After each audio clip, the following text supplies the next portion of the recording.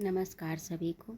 मेरे कथा सागर चैनल में आप सभी का हार्दिक स्वागत एवं अभिनंदन है। उपस्थित हूँ मैं गौरा पंत शिवानी की कहानी मोहब्बत का दूसरा भाग लेकर। सुनिएगा। वैदेही के स्वर की दृढ़ता को बॉबी ने एक बार फिर अपनी आनंदी चुटकी में उड़ाने की जो चेष्टा की। ओह, देखता हूँ तुम्हारे इस विचित्र देश के नियम भी विचित्र हैं। हमारे यहाँ विवाह का प्रस्ताव पुरुष रखता है, स्त्री नहीं। पर तुमने तो स्वयं ही प्रस्ताव रख दिया। चलो, मेरा कुछ काम तो कम कर दिया। एक पल को स्तब्ध रह गई थी वैदेही। उसे आश्चर्य से देखती ही रह गई थी। आखिर क्या कहना चाह रहा था वह? क्या उसकी दृष्टि में वह एक निर्लज्ज स्वयं दूती मात्र थी? फिर वैदेही का फक पड़ गया। रक्तहीन चेहरा देखकर उसके चतुर प्रेमी ने स्वयं अपने को संभाल लिया था। मैं तुम्हारे पापा से अवश्य कहूँगा। स्वीट हार्ट, पर इतना अधैर्य क्यों हो रहा है तुम्हें? जरा मूड ठीक होने दो। मौका देखकर ही कहना ठीक रहेगा। नहीं, उनके मूड के लिए करोगे तो तुम्हें जीवन भर रुकना होगा। नहीं, उनके मूड के लिए रुकोगे तो तुम्हें जीवन भर रुकना होगा। पापा के मूड को तुमसे ज़्यादा मैं पहचानती हूँ। फिर हमारे बीच जो कुछ हो गया है उसके बाद जितनी जल्दी हो हमें विवाह कर लेना चाहिए। क्यों, क्या हो गया हमारे बीच? एक बार फिर प्रणयोन्मत्त नीली आंखों में परिहास की असंख्य किरणें कौंध गईं। बड़े दुलार से उसने वैदेही के मोहक उभार पर कांपती प्रफुल्ल बेणी को हाथ में लेकर चूम लिया। कितनी रातों से वैदेही सो नहीं पाई थी और आज उसी उद्भ्रांत दिशाहारा उद्वेलित हृदय को लेकर कितनी आशा से उसके पास आई थी। और एक वह था कि उसे आनंदी चुटकियों में उड़ा रहा था। क्या वह परिस्थिति के विषम गांधीर्य को ग्रहण ही नहीं करना चाहता था? क्या वह उसके देह मन को लेकर महज खिलवाड़ ही करता रहा? एक झटके से अपनी बेड़ी उसे छुड़ाकर वह अधैर्य से खींचती तीर सी बाहर निकल गई। आंसुओं से अंधी आंखों को पोंछने का भी उसने प्रयास नहीं किया। वह तो उसका भाग्य अच्छा था कि किसी ने उसे देखा नहीं तो लोग क्या कहते। सारे शहर में खबर फैल जाती कि बड़ी सुबह डॉक्टर वैदेही बर्वे विदेशी प्रोफेसर के कमरे से रोती हुई भागी जा रही थी। काश वह उस दिन ऐसी मूर्खा न बनी होती। दिन भर वह घर से बाहर नहीं निकली, न यूनिवर्सिटी ही गई, न लाइब्रेरी। कमरे की ही खिड़की से उसने देखा पापा का सूटकेस नौकर कार में रख रहा है। तब क्या वह जानकर भी कि वह घर में अकेली है, पापा ने उससे ये कहना भी उचित नहीं समझा कि वह दौरे पर जा रहे हैं? ऐसा क्या आज तक कभी हुआ था? अनकहे उपालंब के अभिमान से उसकी आंखें छलक उठीं। अंधेरे कमरे में वह बिना बत्ती जलाए ही पड़ी थी। बीच बीच में द्वार हवा के बेग से जोर से मुदे जा रहे थे और कर्कश पटापट बुरी लगने पर भी उसमें इतनी शक्ति नहीं रह गई कि वह उठकर उन्हें अटका दे। सहसा वह उसके सम्मुख खड़ा हो गया था। विदु, वह लड़खड़ाकर उठी और इससे पहले कि वह लपक कर बत्ती जलाती, वह स्वयं बत्ती जलाकर कुर्सी पर बैठ गया। ऐसे अंधेरे में क्यों पड़ी हो? कुछ उत्तर न पाकर उसने जेब से सिगरेट कैस निकाला। सिगरेट सुलगाकर ओंठों में अटका अपने मोहक बंकिम स्मित से माननीय प्रिया को बींध कर बोला, इतनी नाराज हो sweetheart? Let us be friends. अपना रक्तिम गौर करपुट उसने बड़े औदार्य से उसकी ओर बढ़ाया। देखो ना, मैं तो तुम्हारे पापा से ही मिलने आया था, पर पता लगा वह आज ही बेंगलुरु चले गए हैं। अब बताओ, इसमें क्या मेरा दोष है? माफ़ कर दिया ना। उस देवदूत से निष्कपट हंसी को भला कौन माफ़ नहीं करता। कभी नल का सौंदर्य वर्णन पढ़ उसने दामिनी से कहा था, कैसी हास्यास्पद कल्पना रहती थी इन संस्कृत कवियों की। जरा सुनो तो मम्मी। न कहा निशि स्वप्नगतम ददर्शतः जगात गोत्रस खलिते च कानतम। कामदेव के समान सुंदर नल का सपना कौन सी ऐसी स्त्री थी जो नहीं देखती थी और धोखे से नल का नाम नहीं लेती थी? ऐसी अतिशयोक्ति क्या कभी विश्वसनीय लग सकती? किंतु रॉबर्ट को देखकर उसे लगता था कि नल की हंसी भी ऐसी ही मोहक रही होगी। जहाँ बॉबी हंसकर उसे बाहों में भरता, वह आंखें बूंद उसके साथ साथ किसी गहन उदध की अतल जलराशि में डुबकियां लगाने बड़ी निर्भीकता से अपना अस्तित्व खो बैठती। प्रेमोदध की उन उतुंग तरंगों में न किसी प्रकार का भय ही शेष रहता न विदेशी प्रेमी के प्रति अविश्वास। पापा की अनुपस्थिति के उन 10 दिनों में फिर उसका प्रणयी किसी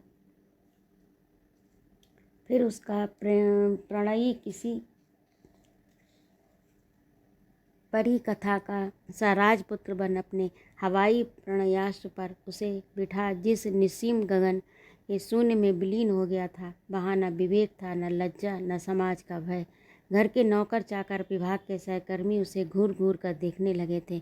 अपनी पीठ पीछे चल रही मात्सर्यपूर्ण फुसफुसाहट को वह स्पष्ट सुन पा रही थी, पर अब उसको किसका भय था और किसकी चिंता। पापा के आते ही तो वह स्वयंवरा बन स्वयं उस कंदर्प के गले में बरमाला डाल देगी।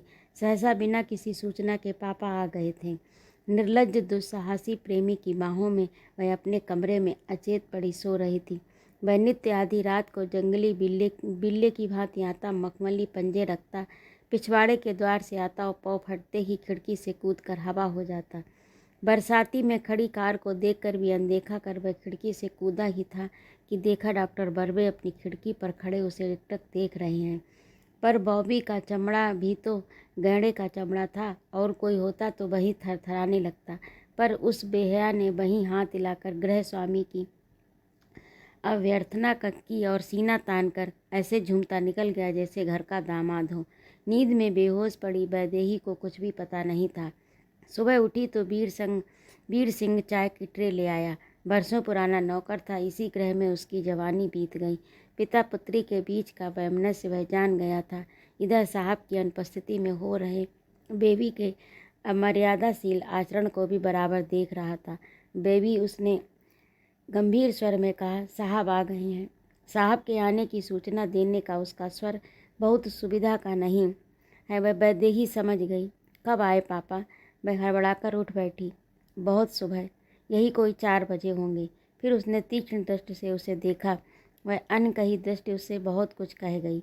अर्थात पापा आ गए हैं और शायद उन्होंने रॉबर्ट को खिड़की से कूदते देख लिया था। ठीक 4 बजे का ही तो घड़ी में अलार्म लगाकर वह नित्य यहाँ से खड़ी हो जाता है, जिससे अंधेरे में उसे कोई देख न सके। क्या पता गेट पर ही दोनों की मुठभेड़ हो गई हो। जैसे भी हो, उसे बताना होगा कि पापा आ गए हैं। पापा कुछ कहें इससे पहले कि उन्हें अपने निश्चय से अवगत कराना होगा। बॉबी के द्वार पर लटका ताला उसे दूर से ही दिख गया। उसका हृदय किसी वयसंधि पर खड़ी किशोरी के ही दुर्बल हृदय सा काँप गया। यह क्या, इतनी सुबह वह कहाँ जा सकता है? वह तो सुबह 9 बजे से पहले कभी जागता ही नहीं। एक भयावह संभावना से उसके पैर थरथराने लगे। कहीं पापा ने तो कुछ नहीं कर दिया। पापा को वह जानती थी, क्रोध आने पर वह कुछ भी करवा सकते थे। वह आगे बढ़ ही नहीं पाई। उसी क्षण लक्ष्मण सिंह भागता उसके पास खड़ा हो गया। साहब तो गया, मिस साहब कहाँ गया? उसने कांपते स्वर को संयत करने की चेष्टा की। कल रात को खबर आया, साहब का छोकरा बहुत बीमार है, आपके लिए चिट्ठी दे गया है, कह गया है लक्ष्मण, ये चिट्ठी मिस साहब को दे देना। साहब बहुत माफ़ी मांगा है, बोला हमारा सलाम बोल देना। सलाम? उसके और बीबी के बीच अब क्या केवल एक सलाम का ही रिश्ता रह गया? चिट्ठी लेकर वह बिना कुछ कहे तेजी से निकल गई। लिफाफा हाथ में लिए वह कहाँ जा रही थी उसे स्वयं भी पता नहीं था। फिर एकाएक उसके दोनों पैर उस निर्जन कुंज की ओर बढ़ गए थे जिसका नाम कभी दोनों ने धरा था, मधुकुंज। चारों ओर अश्वत्थ नीम के घने वृक्ष, उनके बीच धरी पत्थर की बेंच जिस पर बैठ उस प्रणय विभोर प्रेमियों के न जाने कितने विवेकहीन अलस द्विपहर प्रौढ़ घनी संध्या में डूबकर विलीन हुए थे।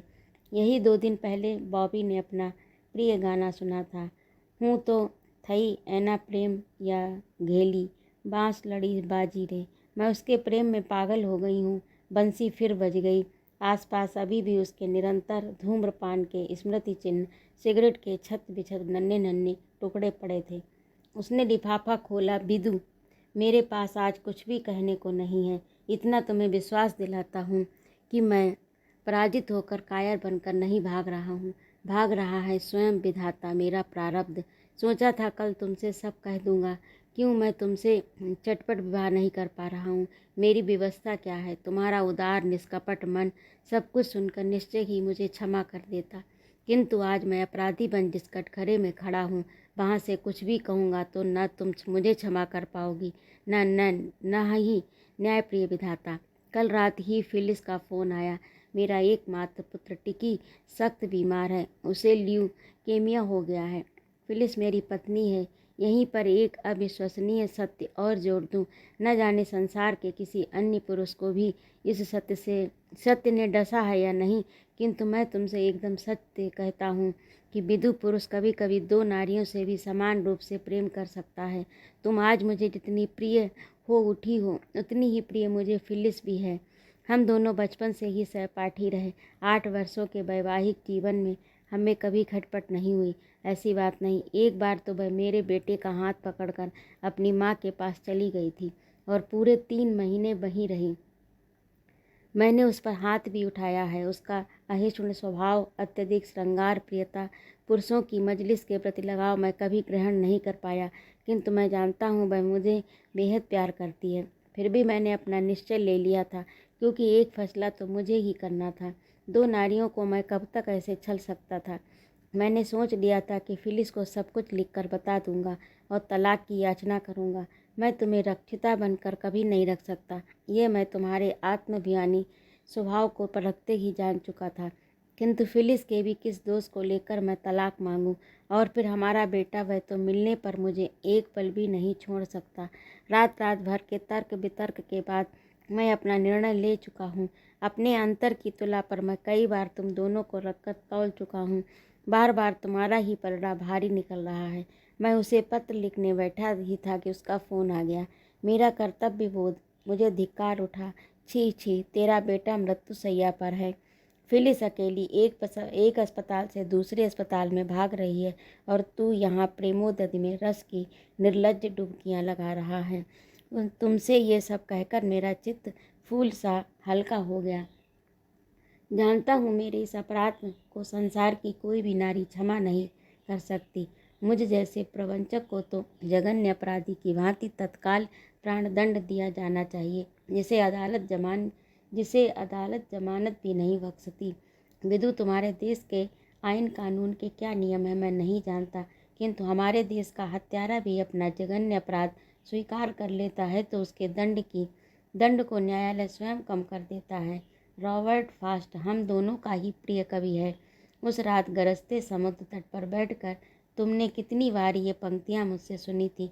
तब हम क्या जानते थे कि ये उस दिन हमारे ही जीवन की भविष्यवाणी कर हमें सचेत कर रही हैं। आज उन्हीं पंक्तियों के साथ मैं तुमसे विदा ले रहा हूँ स्वीट हार्ट। तुम्हारे नवजात शिशु के से दूधिया कपोलों पर मेरे सत सत चुम्बन। भीषण झंझावात किसी वृक्ष को आमूल विध्वस्त कर हमारे कर्म को अवरुद्ध करने इसलिए नहीं डालता कि हम अपनी यात्रा पूरी न कर सकें, तो वृक्ष को उखाड़ कर इसलिए पथ को अवरुद्ध कर देता है कि क्षण भर हमें रोक कर वह ये तो पूछ ले कि आखिर हम अपने को समझते क्या हैं। तुम्हारा ही बॉबी। चारों ओर काली आंधी का गुब्बार उठने लगा था। दीर्घकाय पेड़ कंपित होकर झंझा के वेग से दुहरे हुए जा रहे थे, किंतु वैदेही अडिग मूर्ति सी बैठी थी। हाथ में प्रेमी का पत्र पीपल के पत्ते सा काँप रहा था। ये क्या हो गया अचानक? क्योंकि उसने इतनी बड़ी प्रवंचना क्यों आज तक उसने नहीं ये सब बताया कि उसका विवाह हो चुका है। किंतु दोस्त क्या केवल बॉबी का था? उसके चरित्र का स्फटिक पात्र क्या केवल बॉबी के ही हाथों से गिरकर चूर चूर हुआ था? एक अनजान विदेशी प्रवासी को उसने अपना सर्वस्व अर्पित करने के पहले क्या एक बार भी नहीं सोचा कि उस विवेकहीन प्रणय यात्रा का अंत क्या होगा? दिन डूबे वह घर लौटी और धूल भरे कपड़ों में ही पलंग पर विच्छिन्न लतासी जा गिरी। सारी रात उसे नींद नहीं आई। सुबह उठी तो अंग अंग टूट रहा था। उसे कमरे में ही पड़ी देखकर पापा एक बार भी उसके कमरे में नहीं आए। वीर सिंह ने ही बाद में बताया कि साहब फिर दौरे पर चले गए हैं।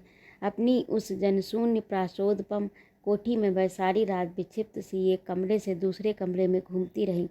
लगता था वह पागल हो जाएगी। भ्रमण प्रिया विलासिनी जननी के प्रति उसका विदग्ध हृदय रह रहकर तीव्र विद्रोह कर उठा। क्या आज उसके इस दुर्भाग्य के लिए उसकी जननी ही उत्तरदायिनी नहीं है? पापा तो वैसे ही घर पर कम रहते थे, दामिनी ने उसे क्यों ऐसी उदार अविवेकी छूट दी थी, और ये जानकर भी कि पापा लंबे दौरे पर गए हैं, वह उसे बॉबी के साथ अकेली छोड़कर क्यों चली गई थी। जब दामिनी के आने की सूचना आई तब डॉक्टर मनोहर बर्वे दौरे पर ही थे। पापा के ना रहने पर हमेशा वैदेही ही माँ को लेने एयरपोर्ट जाया करती थी, पर उसने ड्राइवर से कह दिया कि वह मेम साहब को ले आए, वह लेने नहीं जाएगी। आज तक उसने जननी की ऐसी अवहेलना कभी नहीं की थी। जब कभी दामिनी विदेश यात्रा से लौटी तब वह उसे लेने जाती और घर पहुंचते ही उसका सूटकेस खोलकर धर देती। क्या क्या लाई हो मम्मी मेरे लिए। किंतु आज न वैसा कुतूहल रह गया, न मम्मी की आगमनी का वह उल्लास। दामिनी की कार का शब्द सुनकर वह अपने कमरे में ही पड़ी रही। हाथ में पुस्तक थी किंतु ध्यान क्या अक्षरों पर था। चिंतातुरा दामिनी ही भागती हाँफती उसके कमरे में तीर सी धंस गई। यह क्या बेबी, यहाँ क्या कर रही हो, मुझे लेने क्यों नहीं आई। वैदेही ने अपनी झील सी शांत आंखें माँ की ओर उठाई, कुछ भी नहीं बोली। कुछ बोलती क्यों नहीं, कैसी गत बना रखी है। दामिनी ने लपक कर उसके दोनों कंधे थाम लिए। कैसी हो गई थी लड़की, लगता था कई दिनों से बाल को भी नहीं संभाला है। और साड़ी, क्या कभी ऐसी मुड़ी तुड़ी साड़ी में उसने आज तक वैदेही को कभी देखा था। कलफ जरा भी हल्की होती तो वह धोबी को चीर कर धर देती। कुछ भी तो नहीं हुआ मम्मी, नहाई नहीं हूँ, आलस आ गया था, सिर भी दुख रहा है, इसी से एयरपोर्ट नहीं आई। और वह चेहरा एकदम नाक की हड्डी निकल आई थी। आईना नहीं देखा क्या। ओह कम ऑन मम्मी, कुछ भी तो नहीं हुआ, एक दिन भीग गई थी, फ्लू हो गया, अब ठीक हूँ। तेरे पापा कहाँ गए हैं इस बार। मुझे पता नहीं मम्मी, पापा अब मुझसे बात नहीं करते। वह आंखें उठाकर माँ की ओर देख नहीं पा रही थी। बात नहीं करते, कैसी बहकी बहकी बातें कर रही है आज तू। दामिनी को लग रहा था कि उसकी एक ही महीने की अनुपस्थिति में पूरा घर ही उलट पलट गया है। उसके आने की सूचना पाकर भी पति लंबे दौरे पर निकल गए। पुत्री कंधे पर हाथ धरते ही बिदक रही है। चल देखेगी नहीं मैं क्या लाई हूँ तेरे लिए। वह एक प्रकार से पुत्री को खींच कर ही अपने कमरे में ले गई थी। कितनी शर्ट के लिपस्टिक, असली मोतियों की फुलड़ी, विचित्र प्रकार के प्रवालों की माला, चीनी रेशम की साड़ियाँ। किंतु एक उदासीन दृष्टि फेर कर वैदेही उठने लगी। Thanks mummy. उसने हंसने का प्रयास किया। बैठ जा, कहाँ जा रही है। दामिनी ने फिर उसे हाथ पकड़कर बिठा लिया। और देख बॉबी के लिए क्या लाई हूँ। दामिनी ने एक सुंदर नीले मखमली केस को खट से खोला, उसकी ओर बढ़ा दिया। नीले आवरण में 2 मोती के बटन दप दप दमक उठे थे। उसके लिए अब तुम्हें कुछ भी नहीं लाना होगा मम्मी। क्यों, क्या बॉबी चला गया। उसका काम तो अगस्त में पूरा होने वाला था। कब गया। उसके बेटे को ल्यूकेमिया हो गया मम्मी, उसे जाना पड़ा। क्या, कैसा बेटा, क्या वह विवाहित था। कैसी बचकानी बातें करती हो मम्मी, विवाहित ना होता तो बेटा कहाँ से होता। उसने हंसकर कहा। उसका यही कथन क्या देखते ही देखते उसकी उसी जननी की आंखों के सामने व्यर्थ नहीं हो गया था। माँ को भी विधाता ने कैसी अद्भुत प्राण शक्ति दी है। एक पल में दामिनी की तीक्ष्ण दृष्टि पुत्री की करुण हंसी को बीनती उसके आहत मर्म स्थल तक पहुँच गई। बिना कुछ पूछे ही वह सब समझ गई। बॉबी के प्रति पुत्री के उत्कट लगाव से वह अनभिज्ञ नहीं थी। लड़का उसे बेहद पसंद था। ऐसा सुदर्शन सजीला जामाता मिले तो उसे क्या आपत्ति हो सकती थी। बॉबी अपने वैभव की, अपने बैरन पिता की, अपने कासल की कई बार चर्चा कर चुका था। फिर वैदेही का लालन पालन भी उदार वातावरण में हुआ था। स्वयं दामिनी के पति के एक चाचा ने एक जर्मन महिला से विवाह किया था। उसकी एक ममिया सास हंगेरियन थी। ऐसे विवाहों का तो उनके परिवार में चलन था। फिर किसी को क्या आपत्ति हो सकती थी। यद्यपि पति के संस्कारशील स्वभाव से वह परिचित थी, उन्हें पहले उसका भी इधर उधर नाचना पसंद नहीं था। किंतु दामिनी का दृढ़ विश्वास था कि पति द्वारा किसी भी प्रस्ताव का अनुमोदन न होने पर यदि पत्नी साहस कर अपने इस प्रस्ताव को स्वयं सार्थक कर लेती है तो धीरे धीरे पति भी उसे स्वीकार कर लेता है। जिसके हाथ में सत्ता हो उसमें किसी को भी प्रस्ताव की स्वीकृति देने में हाँ से अधिक ना कहने की ही प्रवृत्ति अधिक रहती है। उसे जब कभी किसी सांस्कृतिक दल का अगुवा बनकर विदेश जाना होता वह पति को सूचित मात्र करती थी, अनुमति लेने की कोई आवश्यकता ही नहीं समझती थी। इसी से अब तक उसके और डॉक्टर बर्वे के बीच पति पत्नी का एक औपचारिक रिश्ता मात्र रह गया था। वह घर आती तो डॉक्टर बर्वे दौरे पर गए होते और घर पर होते तो दामिनी विदेश के किसी रंगमंच को धन्य कर रही होती। दामिनी जानती थी कि भले ही पुत्री एवं बॉबी की क्रमशः प्रगाढ़ हो रही मैत्री को पत्नी का प्रश्रय देना डॉक्टर बर्वे को जरा भी अच्छा नहीं लग रहा था, पर वह यह भी जानती कि यदि दोनों विवाह सूत्र में बंध गए तो फिर उन्हें कोई आपत्ति नहीं होगी। यही कर नहीं, वह भी अपनी भाभी उजली नीली आंखों वाली सुदर्शन पीढ़ी के सुनहले सपने भी देखने लगी थी। तो ये था कहानी का दूसरा भाग। आपको कैसा लगा कमेंट करके ज़रूर बताइएगा। नमस्कार सभी को।